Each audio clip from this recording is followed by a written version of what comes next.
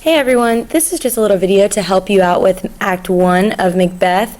It's a review of the scenes we've studied so far, so make sure you pay close attention, and you may want to have your book handy so you can make important notes or remind yourself of lines you want to return to later on. So let's get started. Alright, in Act 1, Scene 1, we meet the three witches who say they're going to speak to Macbeth. And remember, at the end of the scene, they speak of fair is foul and foul is fair. That's a very important line because it is a paradox. Make sure you review the definition of a paradox because that's going to be very important later on in the play. Also pay attention to the stage directions as they set the stage for the rest of the play. They talk about thunder and lightning, which sets the dark and sinister tone that Macbeth will use for the rest of the play. In Act 1, Scene 2, we meet the wounded captain who reports to King Duncan that Macbeth has gruesomely killed Macdonald in battle.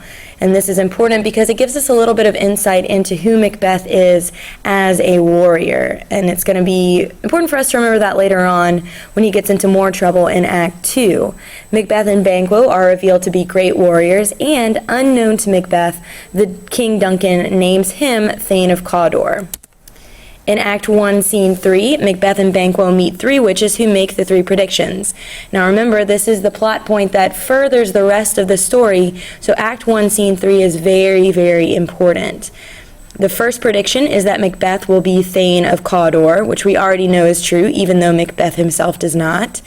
They also say that Macbeth will be king and that Banquo will father kings. They also speak in paradoxes. Remember, they say that Banquo is greater than Macbeth and lesser at the same time, so make sure you're thinking of that as well. After the witches make their three predictions, Ross arrives and tells Macbeth that he has been named the Thane of Cawdor, which substantiates the witches' predictions and encourages Macbeth to place a lot of stock in them, which he may not have done if none of the predictions had been proven to be true. And so this news causes Macbeth to take the witches' prophecies seriously. Moving on to Act 1, Scene 4, Duncan proclaims his son Malcolm heir to the throne, and Macbeth realizes that Malcolm is now also in his way. And Malcolm gives a brief but very important speech in which he says that he has black and deep desires. So we already know at this point that Macbeth is plotting the murder of Duncan. So it's not something that's off the cuff, it's something that he's thought about before and is premeditated in many ways. In Act 1, Scene 5, this is where we first meet the Lady Macbeth, and we want to remember all the things we talked about before, how she is manipulative, she's controlling, and of course she is just as ambitious and perhaps greedier than Macbeth himself. So she's reading a letter from Macbeth describing the witch's predictions, and she says that she fears that Macbeth is too soft-hearted to become king. The quote she uses is that he is too full of the milk of human kindness. You'll want to make sure to remember that quote. Lady Macbeth plans to manipulate Macbeth into killing Duncan. Now, it's up to us as the audience to decide whether or not Lady Macbeth is doing this out of greed or doing this out of general concern for her husband.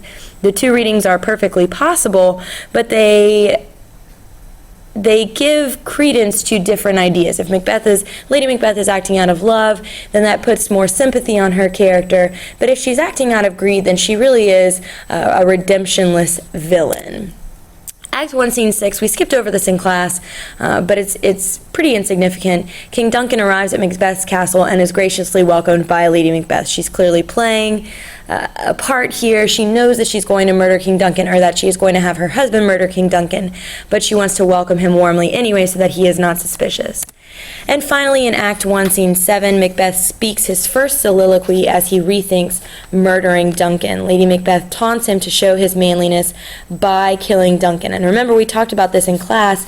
You know, one of the biggest insults you can hurl at a man is to say that he is no longer a man. And that's what Lady Macbeth is doing. So, use this to help you remember what's going on in Act 1.